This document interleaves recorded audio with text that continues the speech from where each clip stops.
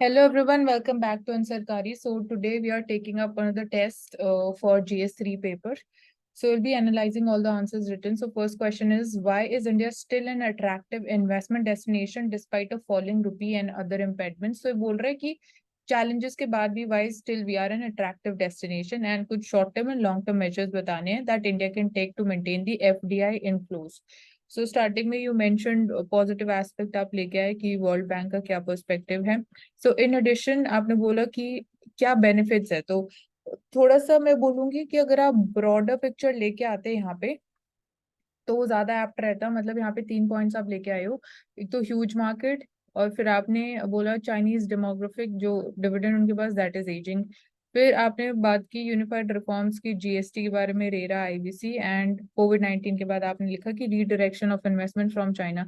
तो एक तो ये थोड़ी रेपिटेशन हो गई. अगेन चाइना चाइना का आपने लिखा. एक पॉइंट में क्लब करके लिखते हैं. अब इसको मैं जो बोल रही हूँ कि आप इसको ब्रॉडर लिख सकते थे, तो सबसे पहले आप इसको स्टार्ट करते अगेन पूरे आंसर को प्रैक्टिकल रखते हुए. तो आप इंट्रोडक्शन में लेके आते कि गिवन जो अभी ग्लोबली इकोनॉमिक चैलेंजेस हमें फेस करने को मिल रहे हैं. अब रीजन्स की बात करते हैं, फिर यूएसए में कि आप देख रहे हैं कि मतलब बैंक्स फेल हो रहे हैं. यूरोजोन की हम बात करते हैं कि बोला जाता है कि whether it is heading towards the recession और नॉट. स्पेसिफिकली जर्मनी की हम बात करते हैं. फिर चाइना की आप बात करते हैं कि जो उनकी इकोनॉमिक स्लो डाउन है आफ्टर कोविड-19 वो देखने को मिल रहा है. और चाइना प्लस वन स्ट्रैटेजी में भी इंडिया एज एन ऑल्टरनेटिव और बेस्ट डेस्टिनेशन कंसिडर किया जाता है. तो that has been one of the reasons FDI inflows के लिए. तो मतलब पहले हमने बात कर ली ग्लोबली क्या चैलेंजेस और ग्लोबली क्या सिचुएशन है. तो कहीं ना कहीं वो इंडिकेट ही कर रहा है कि why India is one of the sustainable alternatives. फिर आपने जो 3 पॉइंट्स लिखे, अब इनको आप अगर ब्रॉडर लिखते आप डिजिटल इकोनॉमी के बारे में बात कर सकते थे. वो एक मेजर अट्रैक्टिव या पॉजिटिव्स है. आप इंडियन इकोनॉमी की रेजिलेंस के बारे में बात करते हैं. हमारी जो इकोनॉमी है, हमारा जो फाइनेंशियल सिस्टम में स्टेबिलिटी देखने को मिल रही है.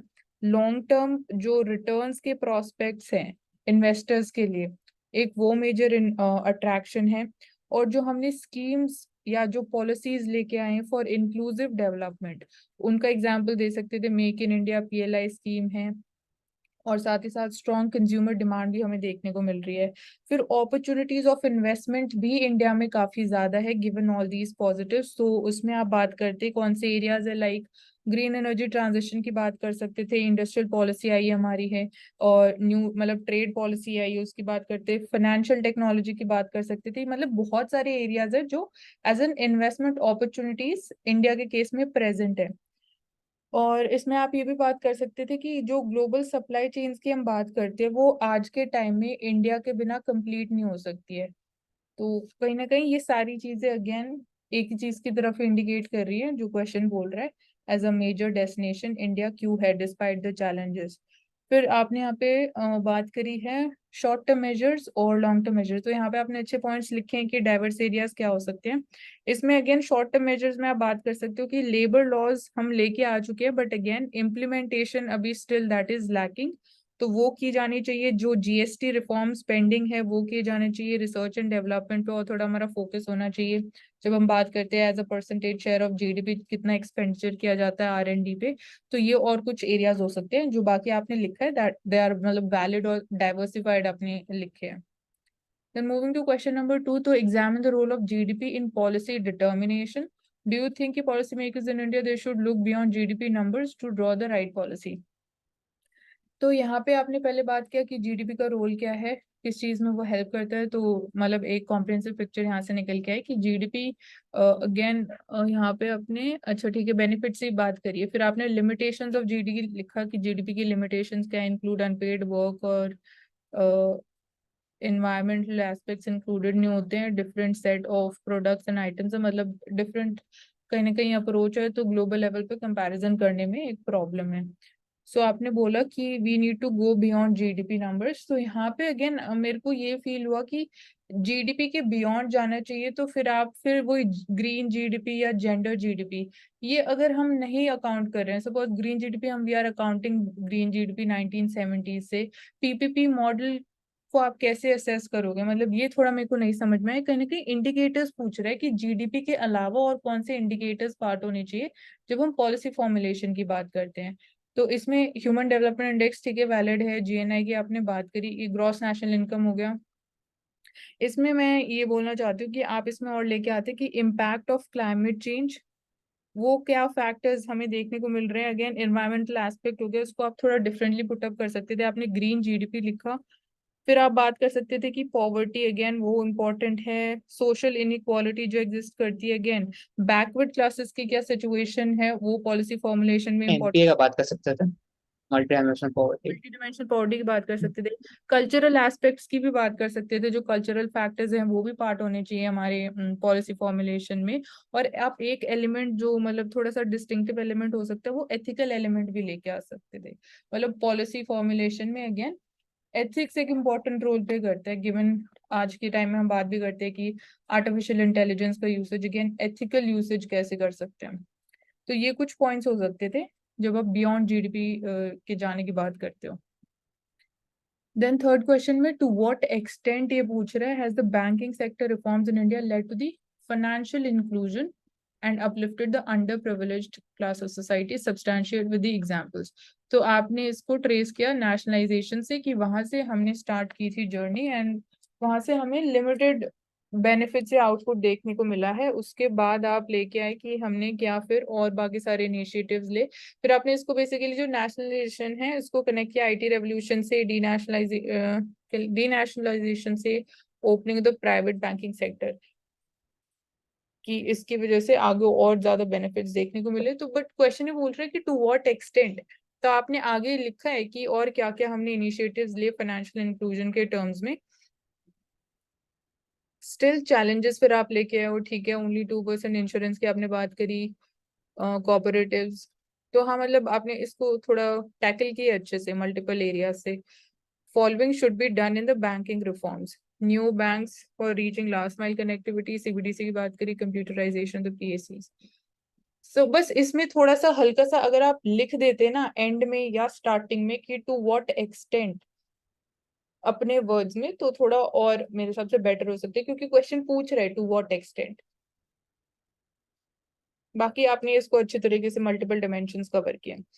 Then next question is, while India's public distribution system has helped avoid famines, it has not been able to provide nutrition security. ठीक है, discuss suggesting suitable measures to make PDS respond to today's challenges.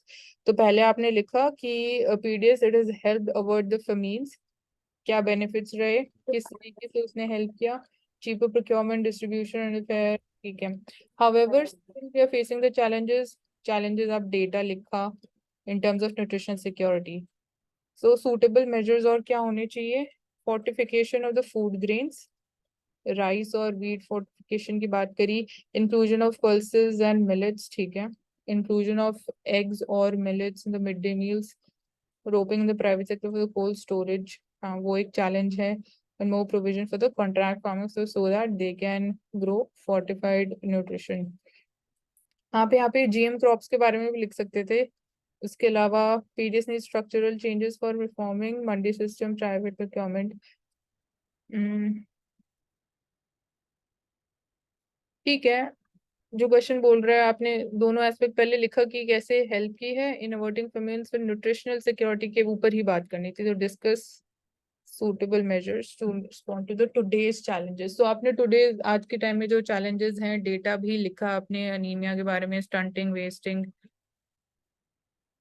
ठीक है, on track है मेरे हिसाब से। इसमें अभी कोई मेरे माइंड में और नया पॉइंट नहीं आ रहा है, बट आपने अच्छे से टैकल किया इसको।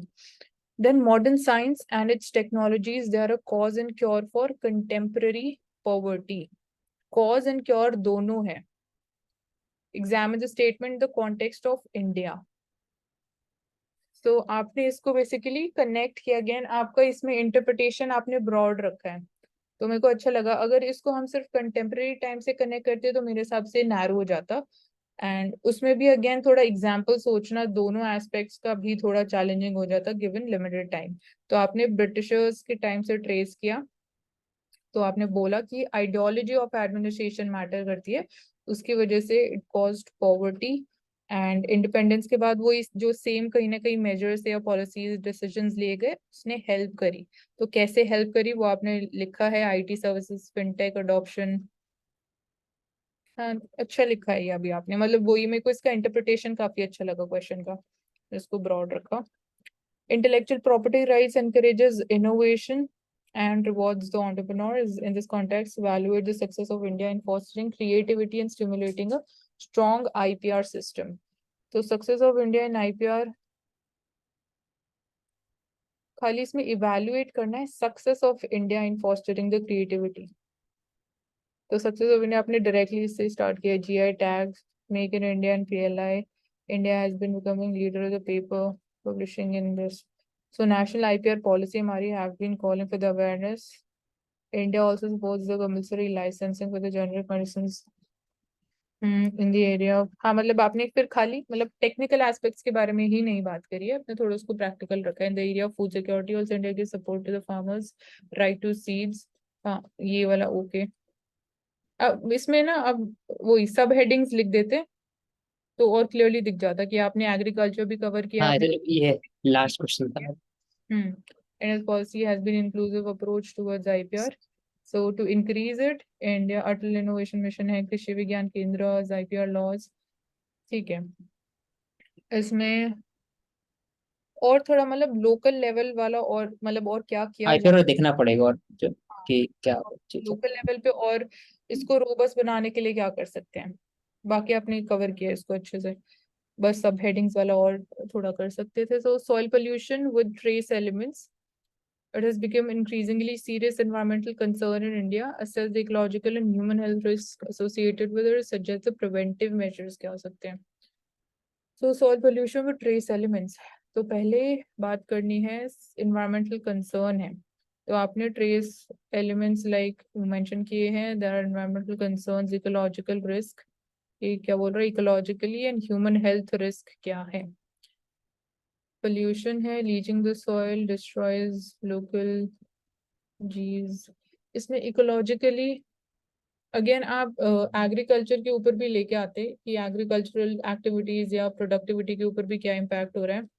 एंड अगेन जो लीचिंग ऑफ वाटर भी होते हैं रेनफॉल की वजह से जो होता है, वो अगेन कैसे फूड चेन के ऊपर भी इम्पैक्ट कर रहा है. फिर ह्यूमन हेल्थ से वो कनेक्ट हो जाता है, तो नर्वस सिस्टम और जो डिजीजेस स्प्रेड हो रहे हैं बेसिकली आपने वो यहाँ पे लिखे हैं. कॉग्निटिव एक डेवलप, ओवर लिखते हैं, बायो एक्यूमुलेशन लिख सकते हैं, बायो मैनिपुलेशन, हाँ वो लिख सकते थे. So preventive food chain measures for e waste, life mission है, बायो रेमेडिएशन और ग्रीन बॉन्ड्स. ओके ठीक है, इसको आपने इतना ही लिखा. फिर increasing landslides in some states of southern India not only shows its growing vulnerability, also calls for saving ecological fragile Western Ghats. Discuss. So landslides Kerala आपने बात करी, Karnataka shows that the Western Ghats is fragile, presence of monsoon, wind affection, wind side मतलब windward side की जो हम बात भी कर रहे थे एक दिन पहले सेशंस में, उसकी वजह से they are vulnerable endemic species. Black soil क्या लिखा है आपने, presence of black soil, more production for the biomass. So committee आप लेके आए, called it fragile ecosystem being destroyed by tourism plantation. Reasons आपने लिखे हैं, calls for saving Western Ghats by following EAZ norms. EIA it should be strengthened, inclusion of the local tribes. Camper needs to be enforced more for. Again जब camper की भी आप बात कर रहे हो तो उसमें भी लिमिटेशंस एग्जिस्ट करते हैं ना, तो इन्फोर्समेंट में तो आई डोंट थिंक सो इतनी कोई प्रॉब्लम है इसमें. और एक्चुअली जो इसमें हमें मतलब मेजर चैलेंज फेस करना पड़ रहा है इवन कैंपा में भी, ये जो हम बात कर रहे थे कि we can't consider it to be perfect alternative to deforestation. तो मतलब फॉरेस्ट जब रिप्लेस करने की बात कर रहे हैं तो अगेन उसको कॉम्पनसेट नहीं कर सकता वो कंप्लीटली या 100% तक कॉम्पनसेट नहीं कर सकते. प्लस वो बहुत टाइम टेकिंग प्रोसेस भी है. सो फिर आपने लिखा है environmental compensation fund should be created for such projects रोज और इन सब के लिए. सो यहाँ पे डिस्कस करने के लिए बोला है तो आपने रीजंस लिखा है, फ्रेजिलिटी की आपने बात करी. आप अर्बनाइजेशन के बारे में भी बात कर सकते थे या फिर उसको अर्बनाइजेशन ना करके आप लिख सकते थे कि अनप्लान्ड कंस्ट्रक्शन एक्टिविटीज जो हो रही हैं वो कहीं ना कहीं, और इसके अलावा लैंडस्लाइड्स के बारे में ही बोल रहा है. तो लैंडस्लाइड्स मॉनसून से कनेक्ट हो गया, जो नेचर ऑफ सॉइल मिलता है उससे. अगेन यहाँ पे आप बात कर सकते थे कि किस तरीके से, मानसून का नहीं आया इसमें ढंग से. हाँ एग्रीकल्चर मानसून का आया है लेकिन फिर हाँ, अर्बनाइजेशन वाला नहीं है कॉन्सेप्ट। हाँ वो नहीं आया। मुझे लगा था मैंने लिख दिया, लेकिन नहीं इसमें। हम्म। और आपने फिर और ऊपर में सिटीज का लिखा हुआ, अर्बनाइजेशन वर्ड नहीं, रैपिड एडमिशन। हम्म। ठीक है। Then increasing reliance on mobile phone technology has led to new form of cybersecurity challenges. Analyze such contemporary challenges to the cybersecurity and explain the reasons for the shortfalls in our mitigation strategies. तो मतलब mobile phone की वजह से क्या challenges आए हैं, forms of cyber security challenges पूछ रहा है। एंड देन पूछ रहा है कंटेम्प्रेरी चैलेंजेस क्या है, उनको एनालाइज करना है। And then explain the reasons for the shortfalls. So आपने न्यू फॉर्म्स पहले लिखे, क्या चैलेंजेस आ रहे हैं, fishing, cyber bullying, blackmailing, Honey trapping, cyber frauds, extortion of money. Okay, collectively आपने लिखा इसको, एक पिक्चर निकल के आई इसमें से। फिर आपने बात की reasons for the shortfall in mitigation, but ये क्या बोल रहा है, एनालाइज भी करना था कंटेम्प्रेरी चैलेंजेस को, क्यों वो इतने ज्यादा इंक्रीज हो गए just because of over reliance on the phone technology. तो वहां पे आप बात करते people from different age groups का आप मेंशन करते कि अलग अलग वहां पे क्या चैलेंजेस आ रहे हैं इन टर्म्स ऑफ मतलब lacking in technical know how, तो वो इजीली ट्रैप हो जाते हैं ऐसे फ्रॉड्स में। वो सब लेके आते क्योंकि एनालाइज वो बोल रहा है। उसके बाद एक्सप्लेन करते हैं आप रीजंस क्या for the shortfall in mitigation. तो रीच ऑफ अवेयरनेस, ठीक है, यहाँ पे अवेयरनेस की आपने बात करी है। फिर अवेयरनेस में भी क्या हम मेजर्स ले रहे हैं, वो थोड़ा बहुत updating the software using third party apps. Okay, फिर ये सेकंड पॉइंट में क्या लिखा है, not not including cyber education to the school education curriculum.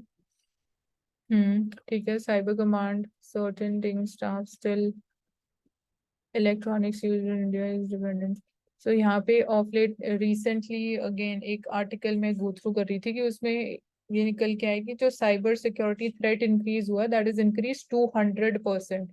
तो उस लेवल पे अगर ये क्राइम इंक्रीज हो रहे हैं तो हम क्या इतने एफर्ट्स ले पा रहे हैं, या क्या हम इतने एफर्ट्स ले रहे हैं, तो वहां कहीं ना कहीं हमें गैप देखने को मिल रहा है। तो अगेन अगर आपको ये डेटा पता है तो ये आप इसको इस तरीके से पुटअप कर पाओगे। और ठीक है, ये हाँ आपने ठीक है। लिखा है कि पुलिस स्टेशन और मतलब ये काफी सारे पॉइंट्स लेके आए हो आप इसमें, तो क्लैरिटी दिख रही है यहाँ पे। नीड फॉर, फिर आपने नीड भी बात करी और क्या किया जाना चाहिए, cyber expose, cyber informed policy, use of the blockchain. ठीक है। Then, in ensuring the security of India, the paramilitary forces they have played a vital role in almost all the critical matters of internal security. ठीक है, paramilitary forces की बात कर रहे हैं, their important role discuss along with the steps required to be taken to upgrade these forces to face the new forms of challenges. So यहाँ पे vital role आपने mention किया, securing the airports and all that infrastructure, rapid action force है, taking Maoist insurgency, tackling narco trafficking. Okay. फिर steps required to upgrade these forces to face the new forms of challenges. तो new challenges आपने पहले mention कर दिए। And then क्या steps, new drawn policy. Okay, ये अच्छा लिखा है आपने, मतलब सिस्टमैटिक तरीके से लिखा हुआ है, एक मैनर में लिखा हुआ है।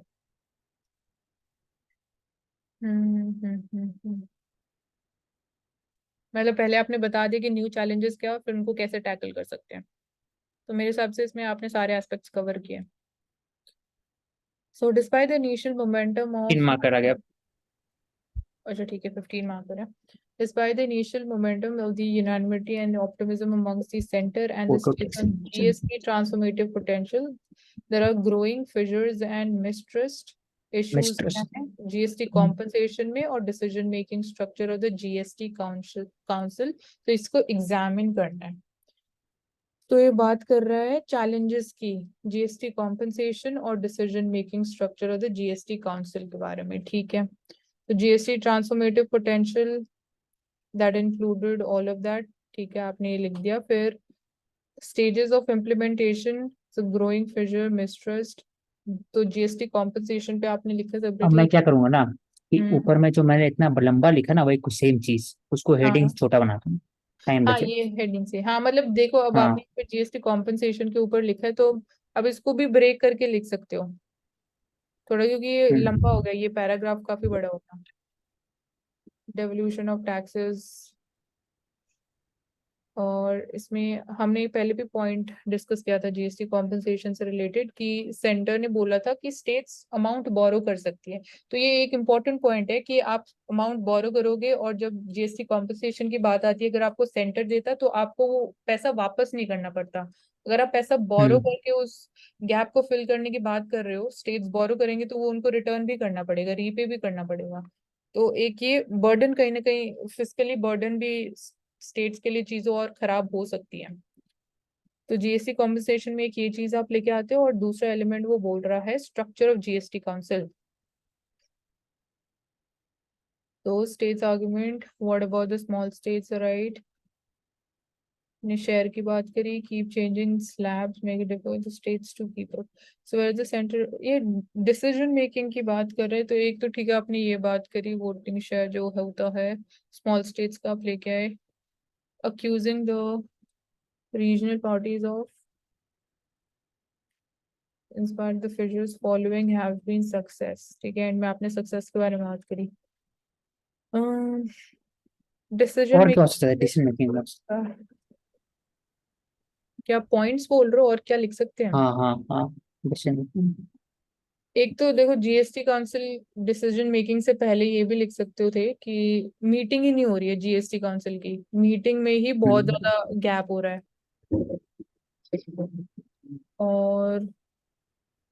और ये बात करते हैं कि जो एजेंडा डिसाइड किया जाता है जीएसटी काउंसिल का, अगेन वो सेंटर करता है, तो उसमें स्टेट्स का कोई रोल ही नहीं है। तो एक वो इशू भी है जीएसटी काउंसिल से रिलेटेड। बट ये डिसीजन मेकिंग पूछो तो कहीं ना कहीं उससे ही कनेक्टेड है।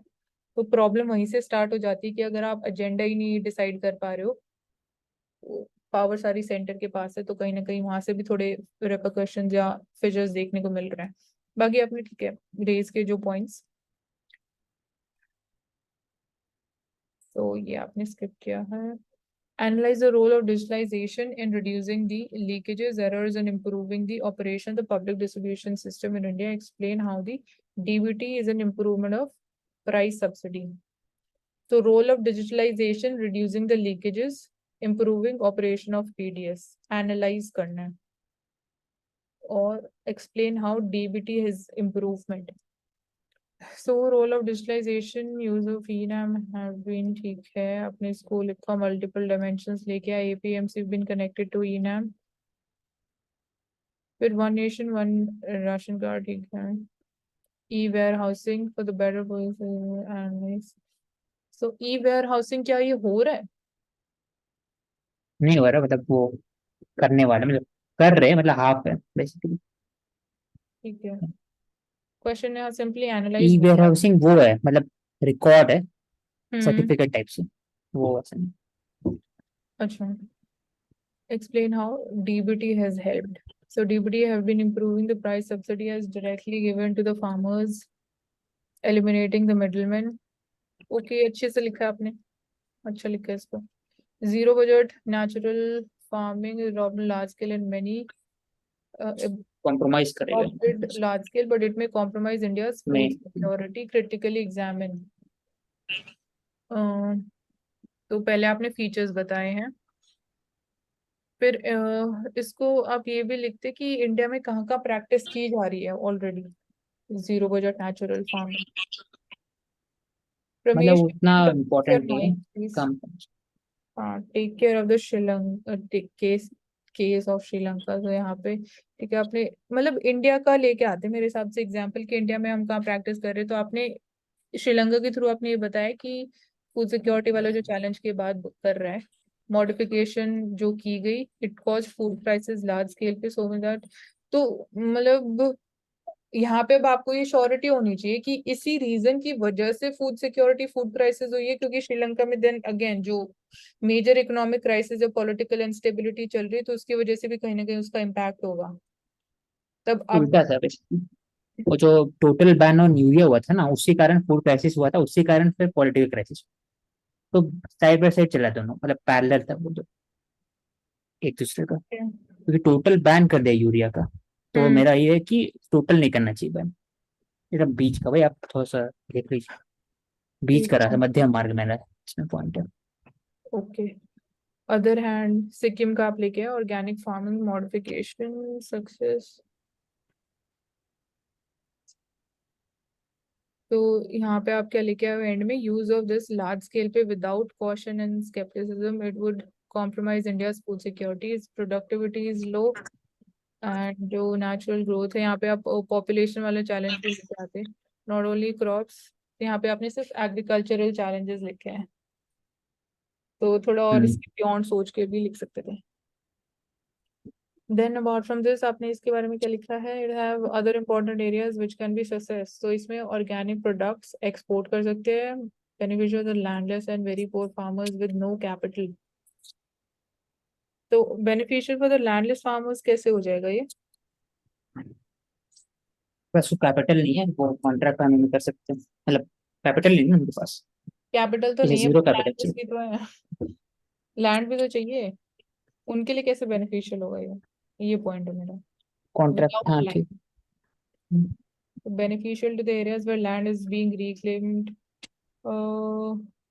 अगेन यहाँ पे आप बात कर सकते थे कि कैसे एग्रीकल्चर को ये सस्टेनेबल भी बना सकते हैं, तो ये जो आप लैंडलेस वाला पॉइंट लिखा है इंस्टेड ऑफ दैट, जो पुअर फार्मर्स हैं या जो टेनेंट फार्मर्स हैं उनके लिए आप बात कर सकते थे थोड़ा और, कि ओवरऑल कैसे स्ट्रेंथन कर सकते हैं जो हमें चैलेंज देखने को मिल रहा है, तो कहीं ना कहीं कल अगेन सुबह कोठी जाना है पॉजिटिव भी निकल 8 के आ बजे। सकता है। पहले तो मेरे से कह रही कि प्रवेश आप प्लीज टर्न सुबह ऑफ योर माइक। कहीं जाते हो।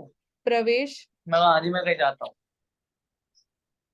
कह रही कहाँ जाते हो। मैं कहा, मैं कहीं बाहर जाता हूँ जी। कह रही पापा के यहाँ जाते हो। मैं कहा, नहीं मैं करोड़वा ही जाता हूँ। आप होस्ट हो ना, आप स्टॉप म्यूट कर। हाँ कर दिया मैंने, वही देख ली थी। Okay so let's move forward again, बस यहाँ पे यही है, थोड़ा और ब्रॉड सोचते हैं आपने, क्योंकि यहाँ पे पॉजिटिव्स लिखा है, और तो क्वेश्चन क्या बोल रहा था, इसमें बताया कि एग्जामिन। मैं कॉम्प्रोमाइज, तो मेरा ऐसे आर्गुमेंट है कि जीरो बजट ठीक है, लेकिन श्रीलंका ऐसा नहीं होना चाहिए। हम्म, कुछ कुछ हानिकारक है लेकिन कुछ कुछ जगह अच्छा है, तो हम लोग कोशिश मध्यम मार्ग चलेंगे, वो हुआ है। मतलब दोनों पॉइंट्स आप लेके आए हो, दोनों एरियाज लिखे हैं, बस बेनिफिट्स में थोड़ा और ब्रॉड लिख सकते थे, ये मेरे हम्म, Then explain the benefits of nuclear fusion over the nuclear fission as a way to harness, ये थोड़ा technical है, और the challenges in generating electricity on a commercial scale from the fusion process, so ये तो completely technical है, so benefits क्या है fusion over fission, again ये पता है तो पता है, नहीं पता तो नहीं पता। Challenges of generating the energy in the commercial scale, much more costly, smaller rate and time for reaction that is too low, material loading such high temperatures unavailable, sustained laser energy is not available everywhere. Okay, so it will take around 20-30 years for the fusion reactors to be commercially available. ठीक है, आपने इसको cover किया, दोनों dimensions जो पूछ रहा था, बेनिफिट और challenges. Then discuss the significance of circular plastic economy. Significance of circular plastic economy, highlight challenges in plastic recycling. Mention some measures taken by the government to promote circular plastic economy. Okay, so significance of the circular plastic economy, आपने लिखा meet the chainless standard of the West. तो यहाँ हाँ पे मतलब standard of the वो waste से standard क्या मैंने लिखा लेंगे था। ना हमको, हमें हाँ, अभी याद आया वापस, हाँ ठीक। Reduce the pollution in river, ठीक है, यहाँ पे री अगेन वही है, मतलब ये बात कर रहे हैं सर्कुलर इकोनॉमी के बारे में, तो improve the meet the behaviour. Cleanest standard of the SPM लिखते हैं, स्वच्छ भारत मिशन लिखते हैं, ज्यादा अच्छा लगता है। हाँ वो ज्यादा अच्छा। तो ऑफ लिख के ना मैं, हाँ ठीक है। हाँ मतलब कि वेस्ट का स्टैंडर्ड मीट कर रहे हैं, तो क्या हमें इंडिया को क्या, वो generates the employment three R economy. Okay, आपने बात करी employment generation, significance, environmentally help करेगा, स्टैंडर्ड्स अचीव होंगे, और improve the behaviour of citizen. हाँ मतलब ठीक है, और इन टर्म्स ऑफ मतलब सर्कुलर इकोनॉमी बोल रहे हैं, तो अगेन एंटरप्रेन्योरशिप या स्टार्टअप में भी कहीं ना कहीं कुछ मेरे हिसाब से और एम्प्लॉयमेंट, हो सकता है। हाँ एम्प्लॉयमेंट तो लिख दिया, पर अगेन एम्प्लॉयमेंट लिखने के सोशल बाद बिहेवियर, इसको एथिकल, और दूसरा हाँ आपका एनवायरमेंटल, चार पांच हाँ ये हो जाएगा। फिर उसमें चैलेंजेस में चैलेंजेस और मेजर्स जो गवर्नमेंट ने लिए और हैं स्टेप। तो चैलेंजेस प्लास्टिक रिसाइकलिंग इंडिया में, वेस्ट सेग्रीगेशन, ठीक है आपने मतलब घर से ही स्टार्ट किया, less incentives in the plastic, recycling, local bodies financial is not good for spending, मतलब फंडिंग की बात करी। EPR mechanism, collecting staff shortage, lack of all, okay यहाँ पे आपने मल्टीपल डायमेंशंस कवर किए। Measures taken by the government, green bonds, banning single use plastic, Atal incubation centres है, waste to energy plants है, तेलंगाना गवर्नमेंट, हाँ अच्छा लिखा है आपने।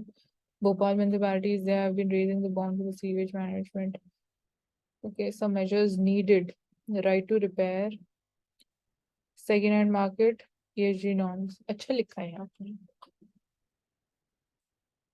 Then identify the natural and anthropogenic causes of methane emissions, discuss the impact of climate change, suggest measures to curb the emissions. तो ये वाले questions सारे technical से लग रहे हैं। Identifying the natural and anthropogenic causes पूछ रहे हैं, impact क्या है, measures। इसे सोचना पड़ा था उसे। वही मैं सोच रहा था कि 7 मिनट में कोशिश करता हूँ, ये तो नॉर्मल आंसर लिखाता है, इसमें थोड़ा सा ज्यादा समय लग रहा है, ये हाँ थोड़ा ज्यादा सोचना पड़ा था, ये हाँ सब बात क्योंकि है ये वो एज जो कम्पेयर टू। टेक्निकल चीजें हाँ वो सारी पूछ ली इसने, 3 चीजें पूछी हैं मीथेन एमिशन से रिलेटेड। नेचुरल और एंथ्रोपोजेनिक कॉजेज क्या है इसके और पीछे दिमाग में लग रहा था कि रिपीटेटिव भी नहीं होना चाहिए। हाँ वो नहीं होना चाहिए, हाँ सही बात है। इम्पैक्ट क्या है क्लाइमेट चेंज पे, मेजर्स टू कर्ब इट, दिख रहा है क्लियरली आपने तीनों चीजें लिखी हैं। Again, वही टेक्निकल है तो अब इसमें और क्या बोला जाए, बस थोड़े प्रैक्टिकली एग्जांपल्स और लेके आ सकते हैं हम इसमें, इसको प्रैक्टिकल। अब वर्ड पढ़ लेना इसके बाद जल्दी से। ठीक ओके, है। कीवर्ड बस ऊपर से। Climate change is altering the Okay. face of disaster risk. Explain the role of climate smart disaster risk reduction in tackling the climate changing disaster risk and enhancing adaptive capacity. So basically, पहले तो पूछ रहा है how climate change is altering the face of disaster risk. तो इसमें आपने increasing vulnerabilities of the poor section, increasing extreme क्या extreme temperatures, desertification, slowing the process of rehab. और इसमें आप ये लेके आते हैं मतलब ब्रॉडर सेंस में कि इंक्रीज इन फ्रीक्वेंसी और इंटेंसिटी देखने को मिल रही है, तो उससे हाँ वही आने वही वाले चीज। टाइम में हाँ। हाँ वही बाद में फिर ईयरली प्रोनोमेन लिखा। हाँ इंटेंसिटी होता है बहुत। ठीक है, इंटेंसिटी वो याद नहीं फ्रीक्वेंसी। रहा था मेरे दिमाग में। हम्म हर साल हो रहा था ना वो, एवरी ईयर बैंगलोर फ्लड हो रहा है हर साल, और उत्तराखंड में हर हाँ। साल हो रहा है। हम्म तो इंटेंसिटी। और इसमें आप एग्जांपल्स भी लेके आते हैं अगेन, जो दिल्ली में फ्लड देखने को मिल रहा है यही बोला जा रहा है कि आने वाले टाइम में सिचुएशन और खराब हो सकती है। So explain the role of climate smart disaster risk, role की बात करनी है इन टैकलिंग दिस। तो climate smart disaster risk reduction, climate smart में अब क्या एलिमेंट्स आप लेके आए हो। SDRI, इंडिया ने जो इनिशिएटिव्स लिए, उसके बाद local panchayat, local bodies for CSR fund use first, funding the use of climate fund. इसमें आप अगेन उसकी बात करते हैं अगेन, जो अगेन लोकल लेवल पे हम कंस्ट्रक्शन एक्टिविटीज की बात करें, जो मेथड ऑफ कंस्ट्रक्शन है उसमें जो हमारी ट्रेडिशनल नॉलेज हाँ है उसका एग्जाम्पल है उसका एप्लीकेशन। बाकी तो आपने तीनों चीजें कवर करी हैं, उसमें आपने मल्टीपली लिखा है, फिर CSR और ये सब आप लेके आए हो। थोड़ा सा अगेन हल्का सा प्रैक्टिकल एलिमेंट थोड़ा सा मिसिंग है। ठीक है। फिर discuss the challenges of India's internal security emerging from the drug corridor, golden triangle, ये और highlight the legal and institutional framework in India to combat that. तो चैलेंजेस और क्या फ्रेमवर्क है, तो पूरा मैप के थ्रू आपने बता दिया। अब इसमें ना मेरे को बस ये मैप देख के ये लग रहा है कि ज्यादा लिख दिया आपने, मतलब आइडेंटिफाई करना पड़ रहा है कहाँ पे आपने क्या लिखा है। मतलब आपने ये ट्रायंगल भी बनाया है और क्रेसेंट के बारे में भी, पाकिस्तान अफगानिस्तान ईरान और क्रॉस बॉर्डर। मतलब इसको ये है कि डायग्राम में फिर थोड़ा कम लिखो, बस वर्ड्स लिखो, भी आप ज्यादा ठीक लिख गए ऐसा लग रहा है मेरे को ऐसे देखते ही। तो गोल्डन क्रेसेंट हमने चैलेंजेस और ये सब तो आपने अच्छे से लिखे ही हैं। मतलब अप्रोच यही है कि सब हेडिंग्स और आपने उसको पॉइंट फॉर्मेट में लिखा है, अंडरलाइन किया है। Legal constitution framework, NCB, NIA, Nasha Mukt Bharat है, changes in drug control order है, strengthening the border, patrol by the coastal. और इसमें एक्ट का और लेके आते, एक्ट नहीं लिखा आपने जो हमारे वो पास भूल गया। NST क्या है, 1987 वाला, याद ही नहीं आया था मुझे। साइकोट्रोपिक ड्रग सब्सटेंसेस एक्ट है। साइकोट्रोपिक तो लीगल और उसने पूछा लीगल और कॉन्स्टिट्यूशनल फ्रेमवर्क। कॉन्स्टिट्यूशन।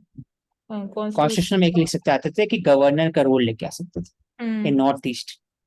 हाँ वो लेके होगा। आ सकते थे constitution framework, again fundamental rights वाला एलिमेंट भी थोड़ा लेके आ सकते थे.